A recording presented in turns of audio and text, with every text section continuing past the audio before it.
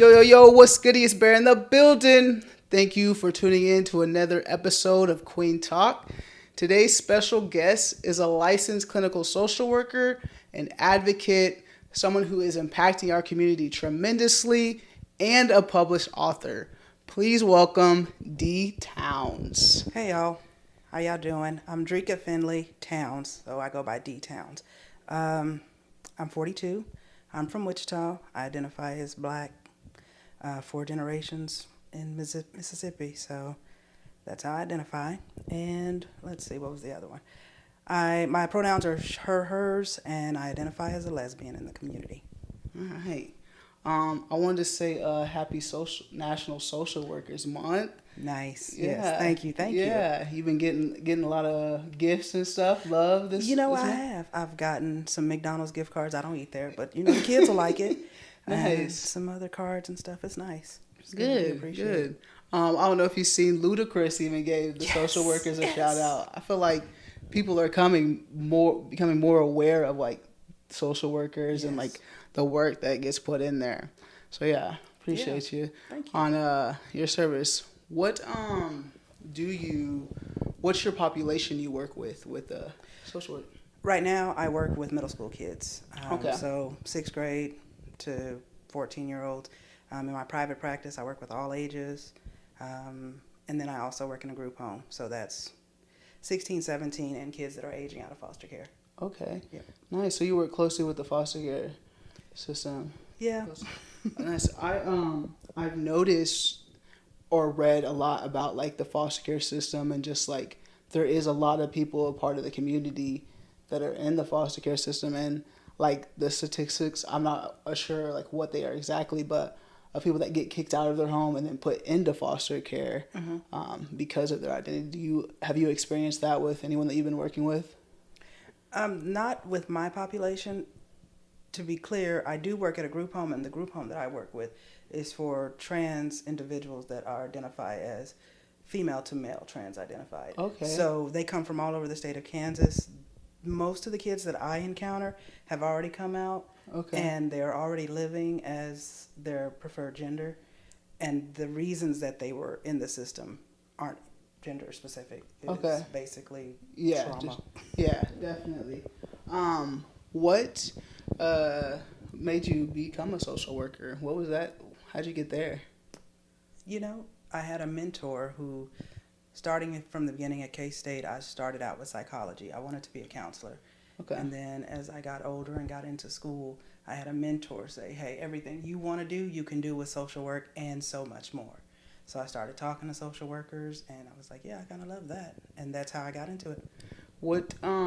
So you got psychology at K-State, and then you went to, did you stay at K-State? No. Like, where'd you go to college after that? So I went to K-State in 99, 2000, and then life started lifing. Yeah. And then I went back to Wichita Area Tech, Butler County, and then Wichita State. And I got my bachelor's and master's degree from Wichita State. Okay. So what has life been like for you? You said you grew up in Mississippi? No. My family is from Mississippi. I'm 4 generations American. So okay. A lot of people are like, but I'm just saying I'm black, okay? I'm black. Okay. I understand. So you grew up here in Wichita then? Yes, born and raised right here. Okay. And how has your family been with you identifying as lesbian? I cannot complain. I've had very protective, very supportive family. They will go for me, so yeah. I'm blessed. Good. I have cousins and my brothers and sisters and my mom and dad and aunts and uncles. No one ever gave me an inkling of a problem, and if anybody did, it never got to me. So you are 42. When did you come out? When I was 18. 18? Mm-hmm. And what did that look like for you? Listen, you already heard the story. Simona is a really good friend of mine. So okay, you're the other friend. Okay. So yeah, it was a whole bunch of denial, just a whole bunch of that ain't me. That's not my ministry. That's not who I am. I don't like girls, even though I think about from probably little bitty, having crushes on girls and not really understanding before I knew the language. And then I get to that big age of 18, and even then it wasn't okay, but it just was okay. And we was on that phone call, and it just was that. Yeah, so you came out to them on that phone call. That Yes. was the first time you said, I am too. Yes. Okay, so they probably gave you a little bit of confidence then, like after hearing that, and then Absolutely. yeah, because I give all credit to my cousin Martin, who is a nose bucket and pulled us on out the closet. nice. I need to get him on here as You well. do. I need to get Martin here. But the conversation was good with them. What was it like telling your parents, your family? Telling my family, my siblings was easy. Hey, yo, I like girls. Okay. My brother was like, okay. My sister was like, huh, that's cool. She's younger than me. My mom, actually, one day my mom called me while I was at K-State, and she said, your cousin told me that you like girls. Like, just like that. And I was like, what? No, not me. And that conversation just kind of unfolded with, I'm not upset, whatever. Once she got the confirmation, it went to, okay, now you need to come down here and do this, do that, do that. So it wasn't, I like to think that they already knew. Yeah. My dad was like, whatever. Yeah. I think the way that I knew that he was cool with it, he was like, we were standing outside his job, and he was like, I've been reading about artificial insemination.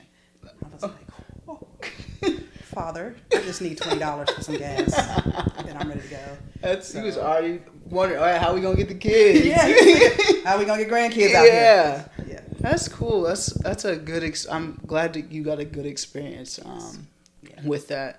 So you didn't have anybody telling you shouldn't be this way or anything like that? Not in my immediate family. My stepdad, the man who raised me that I call my dad, his siblings, preachers, pastors, deacons. So, of course, they had their thoughts, but he's my dad. He ain't going to get to me from him, And I had one aunt on my mama's side that was like, you can't be this way. God doesn't like it. But I hung up on her. So... So you just, so you just don't associate with that side, or they came around. They did come around. I think once, I've always said, if my mom and daddy are okay with it, who is going to tell me anything different? Yeah. And they may have had their reservations behind closed doors, but they were very supportive. And I grew up like every other black kid. I think homophobic parents, gay jokes, sissy this, whatever. So I think when it became right in their backyard, it was different. Yeah. So yeah, it is. It's okay unless it's around here. It's okay. Yeah. Because they knew me, Yeah. I'm not different just because I have this different identification. I'm not different. I'm the same kid, same person that I've always been, and I think that helped a lot. That I didn't change anything about myself. I cut my hair and pierced myself up, but that's about it. Yeah. Yeah. As soon as you came out, as soon as I came out, cut all my hair off, got all the piercings, and was like, yes, this is how I'm living. Yeah. And that was about a year, and I'm tired of this. Yeah. Like I don't have to do. I don't have to do all that. I don't have to do all that. Yeah. No, I don't have to do it. Just be yourself. Yes. And now you're married, correct? I am. So your family has brought in your spouse, and that Yes. love is good there. Oh yeah, we've been together for almost 18 years. So good. Black love. Hey, so love they accept that. her, and sometimes I think they like her more than me, and that's Yeah. okay. Hey, I feel that. Like, yeah, I understand that completely. I think it's just because they've had me longer. I think so. They call me and be like, "Hey, where's Raina? She got a phone." Right. So, so with your relationship, and you have kids as well, how did that come about? Like, did you guys do the IVF and stuff like that, or? No. She had 3 when we met. Okay. And so we just became that family. And then later on, we were foster parents. Okay. And then the 2 that we have, we adopted through foster care. Nice. What was that process like for you in the adoption? It was okay. This was in 2014, 2015. So I don't know how familiar you are with the system. Youthville had the contract for foster care. Okay. And as we were going through the adoption process, they lost the contract. Oh. So we basically had to start over with St. Francis. Okay. And they lost all our paperwork. So like we really had to start all the way over. And the only caveat to that was we couldn't adopt our kids together. So we couldn't adopt them as a two-parent. I had to adopt one and she had to adopt the other. Okay.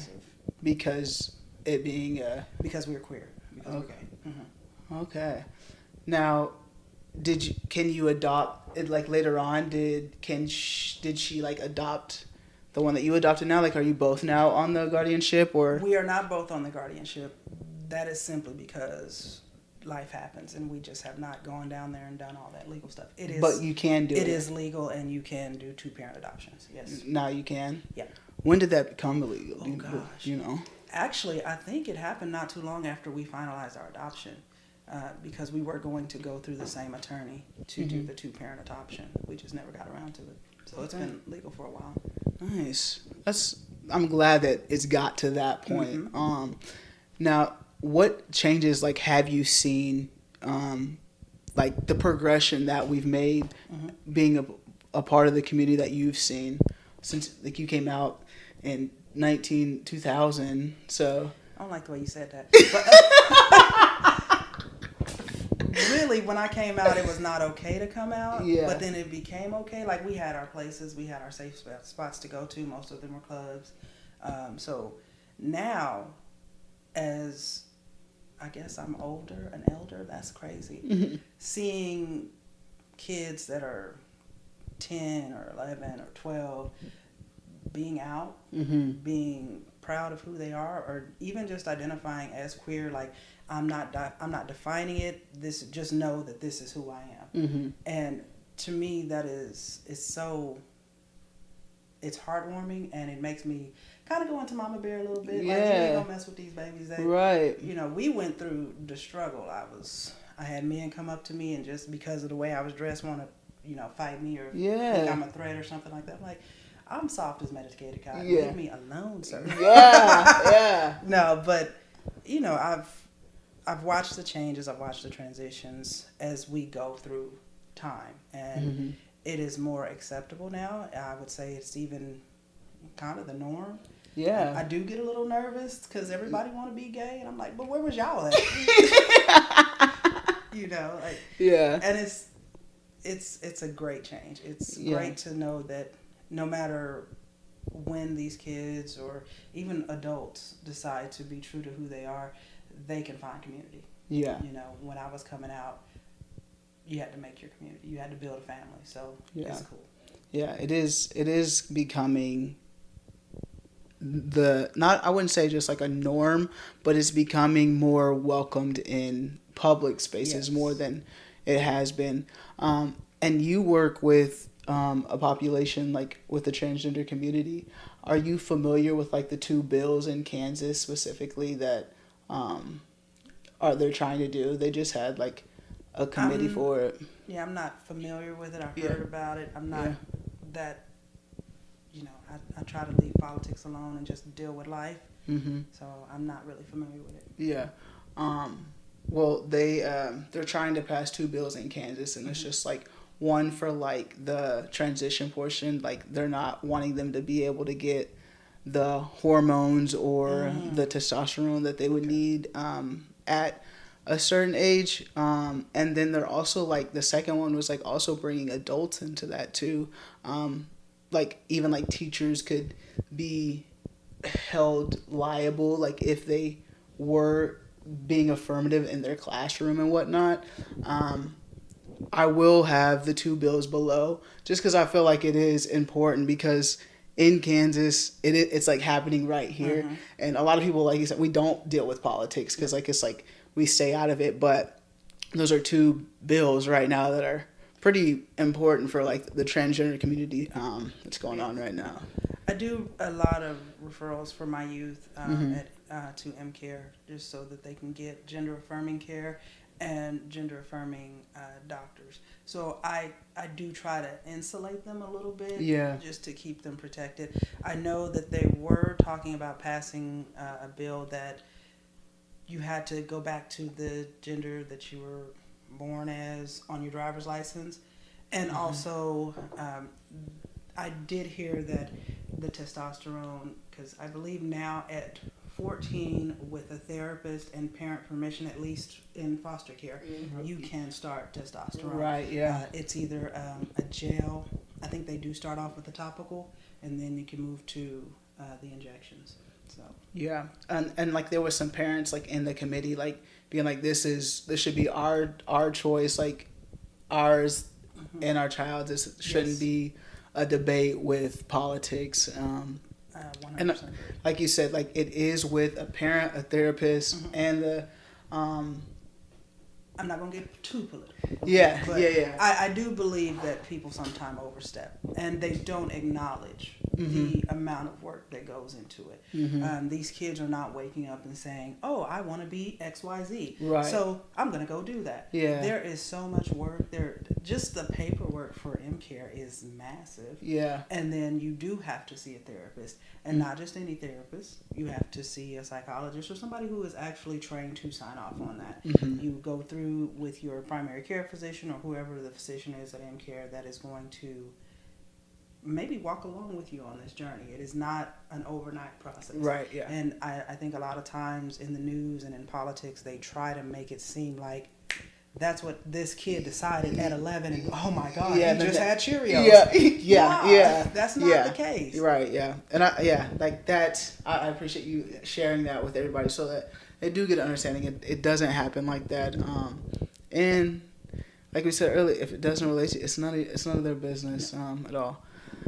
And it's not a lot of times they try to make it a safety issue. It's not a safety issue. They are monitored, they are safe, they are under the care of who they should be under the care of. This is better than so-and-so who has a degree in accounting and just so happens to be in politics saying, oh, no, you're a boy, so you stay a boy. Yeah. That makes no sense. That is between them, their parents, their family, and their doctor. Yeah. And I appreciate that. I'm glad. I didn't know that you worked with that population, but I'm glad that we were able to talk about that, because I do want to give out the word of just like those two bills that are being passed. Because now you mentioned something with just like dudes when they look at you and you're like, I'm not trying to fight you. I'm just living. I'm just living. I feel like I get that 100%.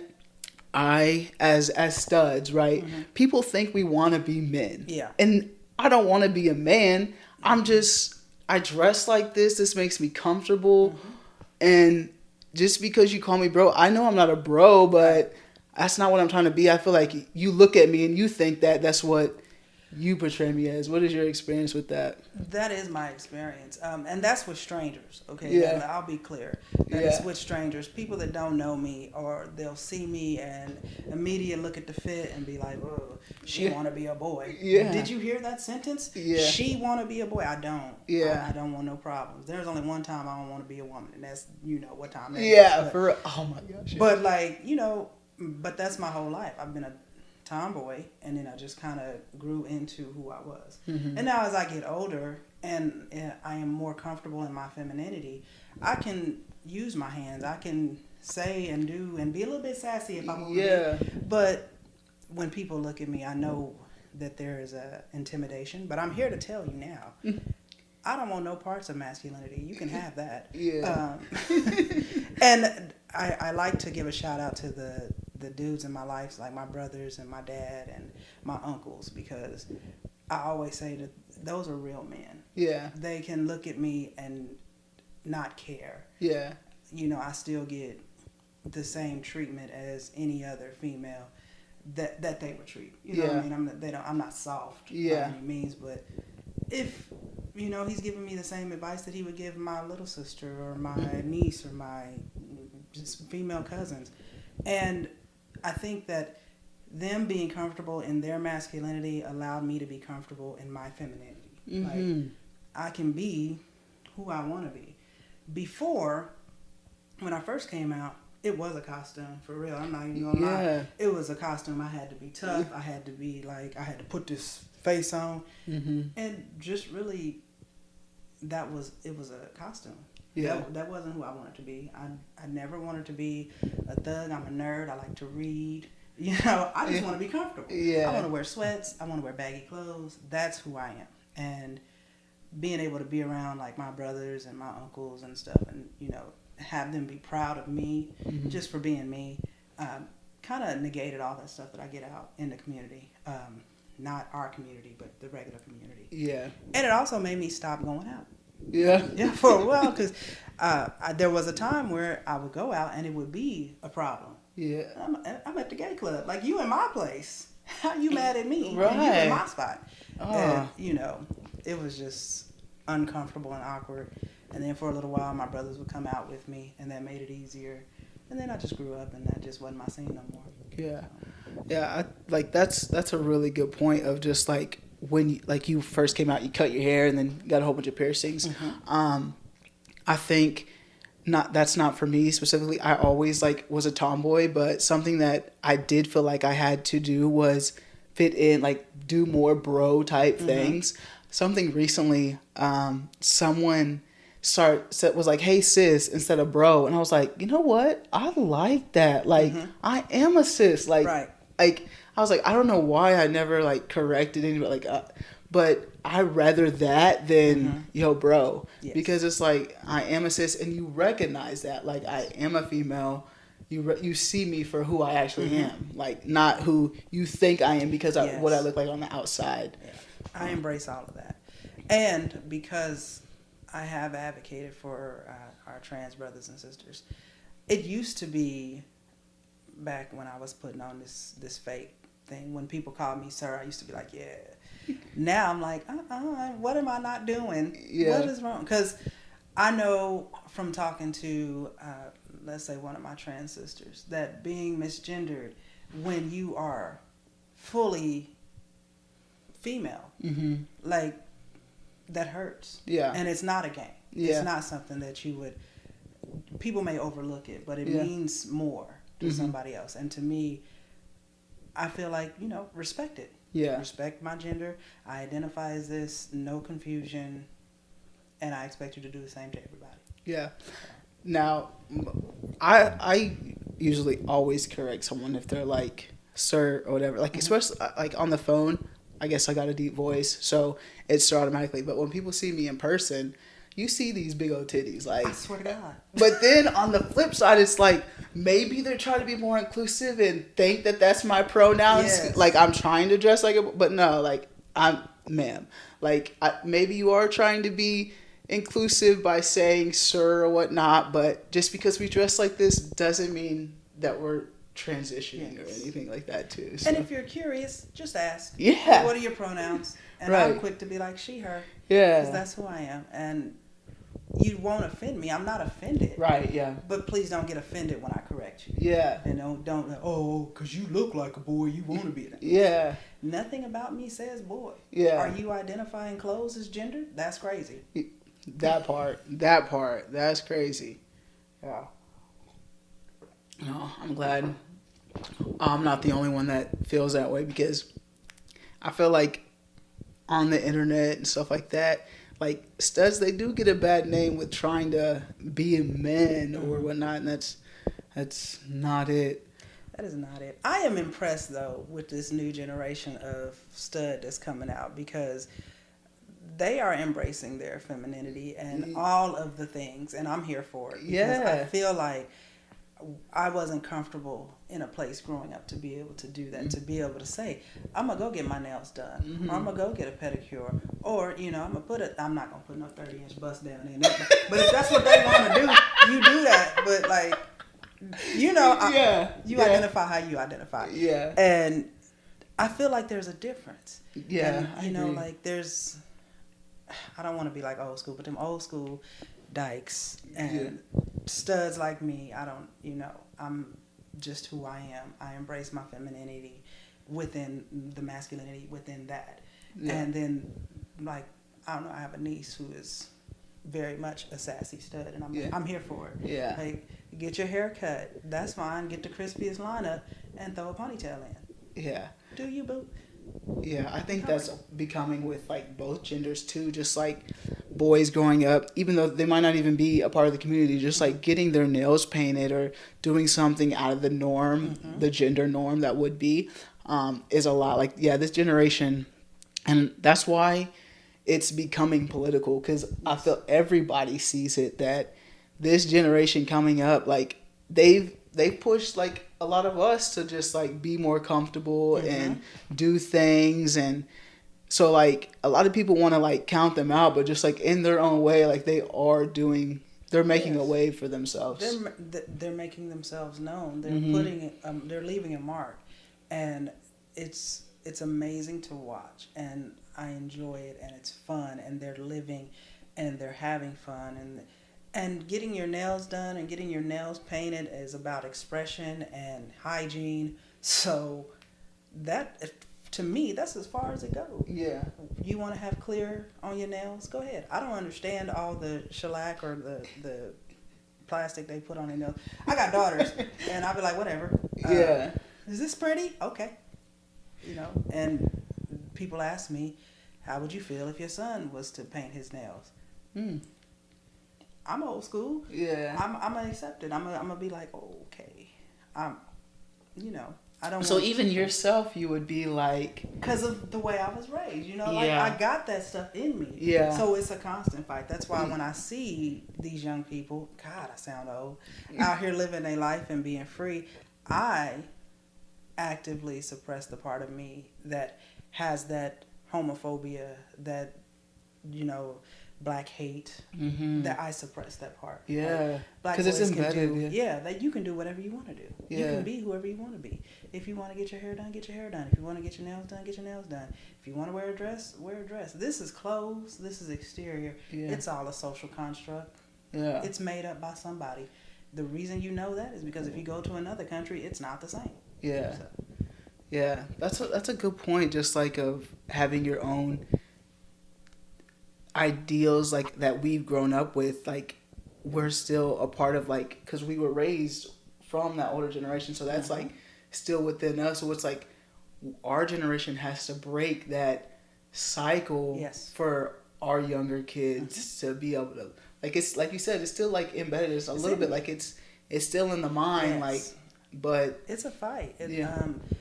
You know, that self-hatred, that, you know, I was raised, I went to church every Sunday, had an uncle come pick us up in the bus. We went to church. After church, we went to Bible study, all of that stuff. I was raised doing all of that stuff.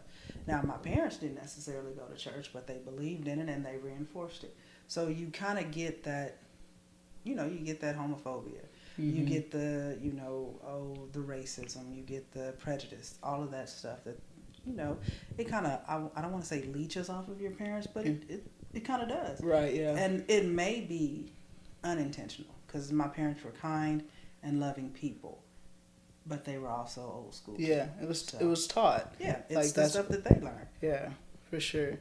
Now, being in a household with two women parents, what is that dynamic like for your kids? Like, do you feel like they feel a difference, see a difference? What does that look like?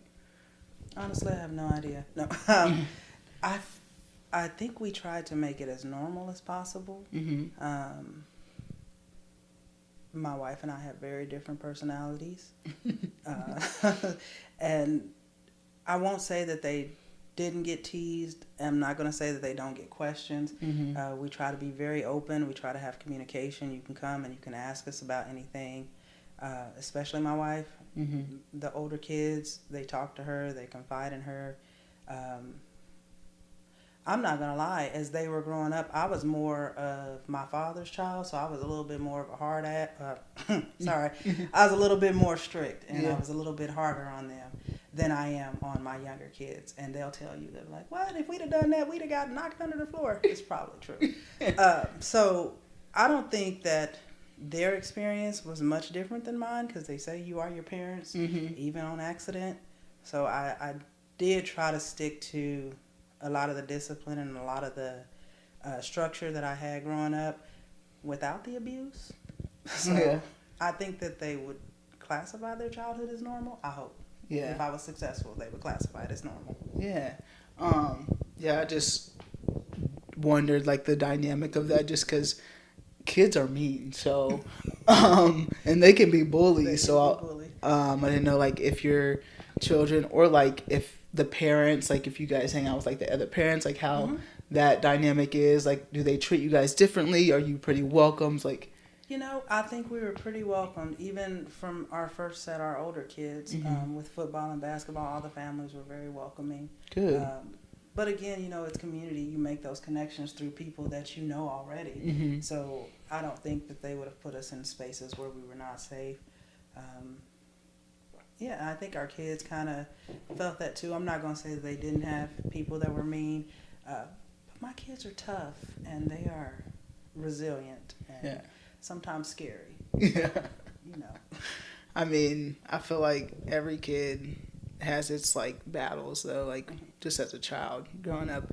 They're COVID kids too, like that's already within itself, so they're already done with a lot. Yeah, our first set they were already adults when COVID hit. Our younger boys went to private school, so they were able to kind of stay in school because their class sizes were small. So I think they only had like a 2 to 3 month gap where they didn't go to school. Oh, nice. Otherwise, they were in school and they were getting their socialization. And I'm a social worker and their mom's a nurse, so they're getting all the things. Yeah, they get enough coping skills. Yeah, be like, shut up. That is also not like being a social worker. Like within social work, you said you work with groups and individuals, right? What does that demographics look like? What do the demographics look like with the people you work with? Well, right now, I work in a middle school. So the middle school that I'm at, we're probably 50-50. Let me take that back. We're probably 48-48, black, white, and then Hispanic and other identified, Native American, Asian. We have a pretty good mix. So I think in that aspect, we have a lot of diversity. Still need more teachers of color, but we have a lot of diversity. In my group home, they're all Caucasian. So that is an interesting dynamic coming from their perspective, and then to come in and I'm their house supervisor. Yeah. Big black lady. Yeah, that's me. What is that dynamic? Do you feel like because you're within a marginalized group, you can still relate like a lot to them, and like you're black and part of the queer community? So I hope so. I try to be as open as possible. I try to make sure that they know that my job is not to hurt or harm. I am here to help. We're going to try to give you the tools that you need. And I think that most of the people that I've encountered, or most of the youth that I've encountered, they're from Wichita, so they're not, they have been around black people. Some of them have come from other group homes that are ran by black people, and I think that the one relieving factor is that I am a part of the community. So I understand terms, I have the resources, and I think that puts them at ease. Yeah. I want to quote something that I seen that you wrote that relates to your books that I really want to talk about. You said being a member of the LGBTQIA plus community comes with its own challenges, but being a member of the LGBTQ plus IA community and the black community is downright dangerous. Let's unpack that statement. Like, what did you mean when you said that? I think I wrote that right around the time when a lot of our black trans sisters and brothers were being killed, and they still are. Yeah. And just from my experience, it's not. Let me be clear. It's not white men pressing me. You know what I mean? It's not white men cutting their eyes at me. If they are, it's for a whole different reason. It's I've never been threatened or physically harmed in this way by a white dude. It's always been black men, and I know it's the homophobia. I know that's what it is. Just being in circle or community with black people and queer folks, and having to, I don't want to say pick which identity I'm going to show up as, but having to pick which identity I'm going to show up as. Yeah. I mean, I know who I am. I know what I look like Right. when I go into spaces.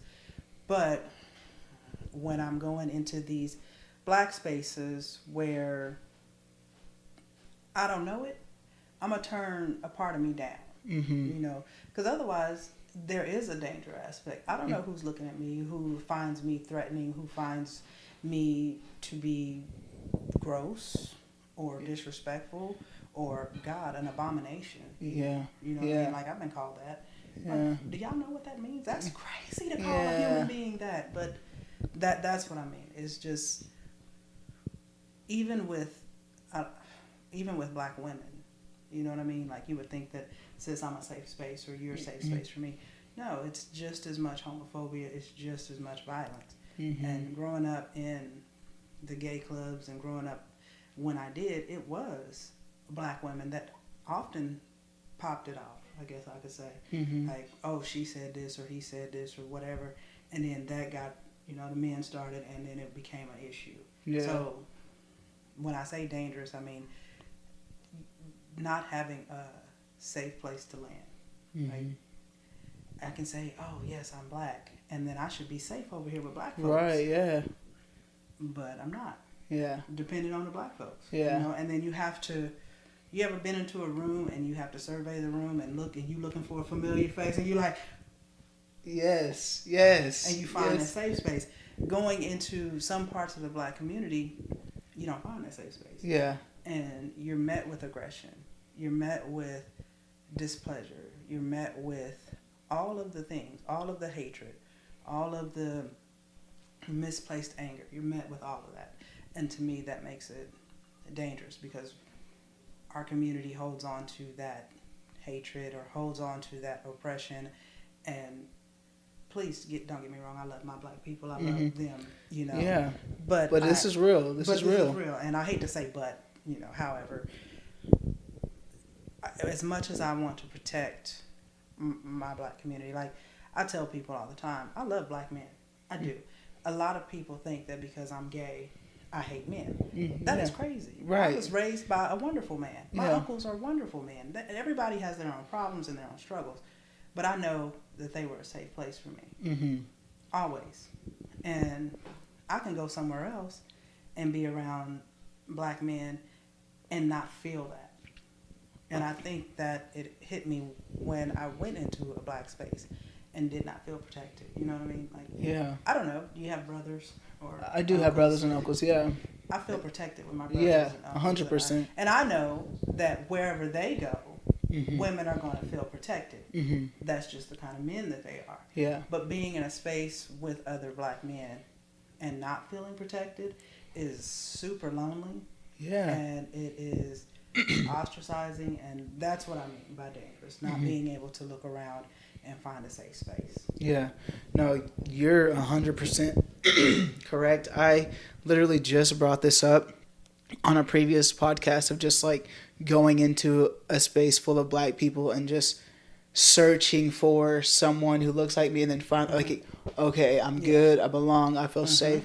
So I get that 100% on that aspect. And like you said, it's not just from men. Sometimes it's from the woman as well. What do you feel like is the reason for that, if you can think of any, or how do you feel like we could make it better? Like, what could we tell those people to help us out in those spaces? Okay, so I giggle because my initial thought was white people.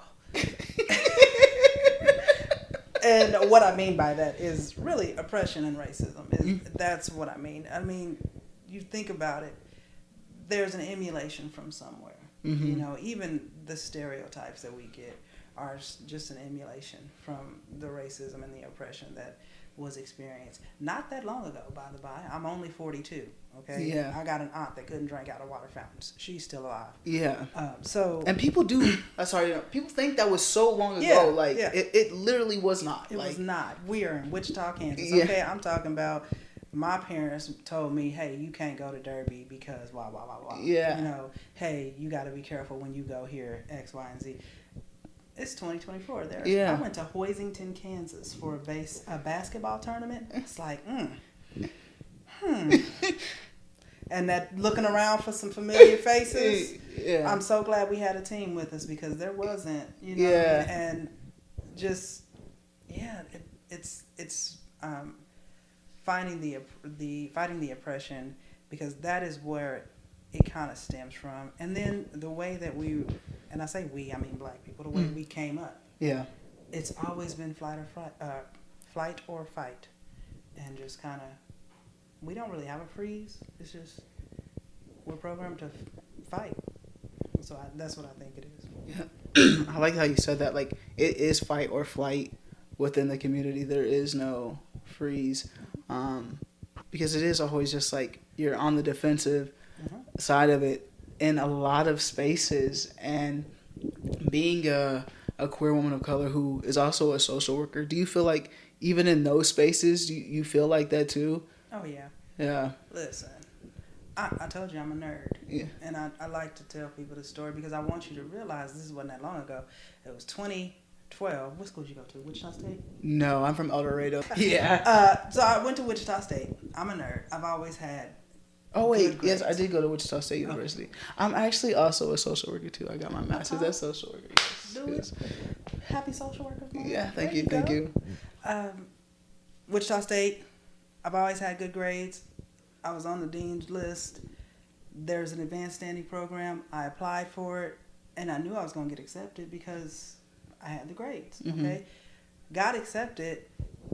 She got in because she was black. Seriously? In 2013? Wow. I got in because I was black. So I still get those whispers. Yeah. I still get people that don't feel like I'm qualified to be in the spaces that I'm in, and you probably experience the same thing. Yeah. Like, you're a social worker? Oh, yeah. My wife experienced the same thing. She's a nurse. Yeah. She's a master's level nurse. Oh, are you the CMA or HHA or whatever? I can't be the one in charge. Okay. Yeah. Like, it is everywhere you go. It is everywhere. And we have some fantastic professors over at Wichita State that kind of, insulate you, protect you from that. Shout out to Brianne Gilkey. Shout out to her. Shout out to Dr. Marche, because they are some real strong advocates. And Yeah. so they made that experience not as bad. Yeah. Brianne was there when I went to the master's program as well, and she definitely helped me out through a lot of stuff. And is still there for me till today. If I need a reference, anything, like, she definitely has my back. So definitely shout out to you, because and it was good to see that representation in that program going there. And Dr. Colombo, I don't know if she was there. She was after me. But Yes. So just seeing that representation, like we've already discussed previously on this, but it matters. And we search for that. Like, once we see that, and then, like, I don't know, in Florida right now, Florida State just took away all their DEI positions. And if that becomes like a nationwide thing, like, that is going to be so, like, ass backwards with everything, all the growth, all the youth is doing right now, and just like the progress that has been made. Like, it baffles me. It baffles me too, but I try to be a positive thinker, and I think that the impression has been made. You can take away the title. You can take that away. You won't take away the progress. You won't take away. There was an obvious need for DEI programs, and those who identify that need, I have faith and I have hope that it'll continue. It just may not have the label, because representation matters, and the people that want to be represented will fight to be represented. Like we go into a place or go into a social work space, we're looking for representation. Yeah. Oh, you're a black social worker. Fantastic. Me too. Yes. And like, it's funny that you said like even like the black people, they don't really accept you, but like, if I'm in an all white space, I'm looking just for the black person too. Like, like, where are we at? Like, so that I feel comfortable in this space. And speaking of representation matters, and with the Florida like taking out books and stuff like that, we got your books here. The Stud Handbook, which I love that. Like, that's cool. And we got a couple's 52-week workbook, and we have a melanated lesbian love. 52 a couple's 52-week workbook. I wanted to talk about these books, Miss Author. That's crazy. It is. I love it. So tell us a little about the Stud Handbook. So this started out as a joke between my niece and I. She was in a relationship with a stud, and she was like, "Annie, why aren't they like you? Why don't they do what you do?" And because I don't know, I'm old school. I take care of my family. My dad was a provider, so I feel like I'm a provider. My mother, she loved us. She took care of us. So I kind of got the best of both worlds. My dad taught me how to be a provider. My mom taught me how to be a mother and a wife and a nurturer. And I'm a Cancer, so I'm a nurturer by just who I am. Yeah. So it did start out as a joke, and I was like, I really want to have more things for us by us. And when I did the search, I didn't find anything. Now, there are a lot of Caucasian lesbian books out there, but I wanted something that had our name on it and had our label on it. And it really is just a self-exploring journal, just kind of where you talk about the things that you want to talk about. It talks about getting your well woman exam. Some of the things that, from my experience, we don't do because masculinity, toxic masculinity. See, I wanted to not say that, but it's like, dang. It is what it is. It's real. But it is what it is. That we don't want to get our women's exams. We don't want to do anything that makes us appear softer or feminine. And this book explores that, or at least that is my intention with it, is to explore those sides. Why do you communicate the way you do? Why do you carry yourself the way you do? Somebody told you was a stud and you just ran with that? Or how did you learn to identify that? And do you know what it is? How do you know what it is? Yeah. Where did this language come from? So that's kind of my thinking with the Stud Handbook, is just kind of a old journal. Nice. And then we have a couple's 52-week workbook, a melanated love. This one was written specifically for black couples, simply because we don't have the representation. Representation matters. In this workbook, you're going to talk about, how was your first interaction with the police as a black person? Did you have an interaction with the police as a black couple? How is it raising your family? How is that different? How do you show up in spaces as a husband? How are you showing up as a supporter, a provider? Are you communicating with your family? Are you communicating with your wife? How do you feel X, Y, and Z? When I said this to you, how did this make you feel? How do we fight fairly? Because everybody fights. Yeah. How do we do it so that it's not ruining our marriage? How do we have a disagreement and be able to come back? Yeah. You know what I mean? And I'm not one of those people that says you don't go to bed angry. If you need to sleep on it. Sleep on it. Yeah. Get at me in the morning. But can we talk about it? Are you going to start throwing things? Yeah. We need to talk about that. Yeah. We need to know that from the jump. So I hope that, it is my hope that stuff is communicated through the questions in this book. Nice. And kind of the same thing with the lesbian version. Yes. Because, we need it. Right. Right. I am in a lot of lesbian spaces where I see couples that are trying to emulate heteronormativity. They're trying to emulate straight couples. Yeah. And that don't work. It's dangerous. And when I say dangerous, I don't mean like pow dangerous. I mean, if you're not being authentic and recognizing that you are two women and you're going to have problems that women have problems with, and then you have to face them as two women navigating this world. Yeah. And I wanted to try to capture that in this book. Lesbians have to communicate. Lesbians fight.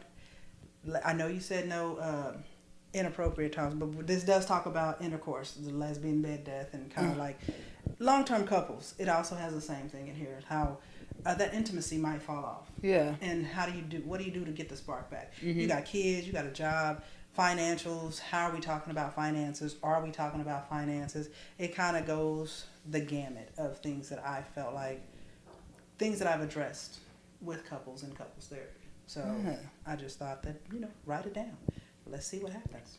I love it. I cannot say that. I love this so much, and just like the conversations that you're having within this, like that makes couples have. I feel like because communication is key in a relationship, and it can be challenging at times, and we bring our own traumas into relationships, and so I feel like you brought your social worker in these books as well to just like, if you don't go to counseling, which we know Black people have a hard time going to counseling. I just had someone tell my mom that they don't go to counseling because that's for white people, which that's not the case. No. Everyone needs a little therapy and a little counseling. So these books, this is definitely needed, and I appreciate what you're doing, and I seen that you were scared to do this, like you just went out on a limb and just did it. So it's been kind of a brainchild and a baby of mine for the last probably 18 months. And, you get scared to put yourself out there because this is it. This is out there. This is on Amazon. Got my name on it. Yes. Anybody can grab these. Yes. They'd be like, oh, she sucks. Yeah. Here I am. So it took me a lot to go through and to put it all on paper. Like, writing it was the easy part. Making it make sense, making it flow, making it a workbook. And all the people that I talked to and consulted just to get it to where it is and hopefully where it will remain. I'm gonna do a second edition. Let me stop. I love it. It was a labor of love. I say blood, sweat, and tears. Shout out to Nala, who is my cover design. Yes, these I was gonna say the illustration art is dope. I know, she's like all please these don't text are me anymore. really, really good. Like, it's really good. Yeah, I wanted to have some representation. You know what I mean? Like, it definitely has. And that. I wanted it to be not agender, but I wanted you to be like, oh yeah, that's me. Yeah, I see that. That's us. These are my friends. These are tailored after my friends, tailored after people in my frat. It's just, I wanted it to be, identifiable. Yeah. Yeah. I love that. I'm actually gonna purchase all 3 of these books from you today. Okay. Not this one. It's beat up. Yeah, I love the whole idea, the aspect, and what you're doing for the community. I want to just thank you for this is helping so many people in so many different ways. And it is brave to just put it out there, with this podcast, what I'm doing. Yeah. Oh man, let me tell you, I watch your podcast. I watched your podcast with Mary, and I watched your podcast with, it was the guy with the voice, I believe. He was had a beard, Justice. Justice. I think it was Justice. And I watched Simona's podcast, your interview with him, and I was like, this is awesome, because we need it. We need a voice, and we need somebody to. I don't know if you recognize the leadership that it takes to pull the different voices of the community together. Yeah. And get them in a safe space and get them in the same space. Yeah. Because this is going to be a conversation starter. Hey, I was on Bear's podcast. What y'all talk about? Oh, this is what I talked about. Oh, that's cool. Yeah. And just kind of going from there. I think you talked about with Mary about how, studs we don't connect, and we always have to frowny face. That ain't me. I want to be my friend. Let's go have some. I don't drink, but let's go get some food or something. Right. Yeah. So I think this is amazing what you're doing. I really appreciate that. I appreciate that. Anything you want to leave with the audience? Go to reflection. Counseling. Go to counseling. Go to counseling. Be you. Always show up broken. Show up healed. Just show up. And keep showing up. Look out for one another. Take care of one another. Yeah. Go to therapy. Go to therapy. Black people, go to therapy. Yes, yes. Well, thank you so much for joining my podcast today. It really means a lot. Like, I have a real published author on my platform. Not real though, but it's true. Yeah, it is. And I really am honored, and I appreciate you coming through. And like I said, what you are doing for this community, I am going to buy all of these books from you. Too, for real. I will have the link for you guys, the Amazon link for you to be able to purchase these books below in the description. So please go support Drieka and all that she's doing. I will be doing a giveaway as well. I would like to do a giveaway with one of these books. I'm not going to do it all because I would like to keep some for myself. But stay updated on all the Kueen Talk socials on that, and I will let you know how you can be entered on the giveaway on these books. But thank you so much again, Drieka, for coming. Thank you for having me. Thank you so much, everybody, for tuning in to another episode of Kueen Talk. Please turn the notifications on, like, subscribe, comment, and yes, please go grab a book of this. It's good stuff, guys. Everyone needs a little help in their relationships. But Absolutely. family, friends, strangers, love. Love. Be nice.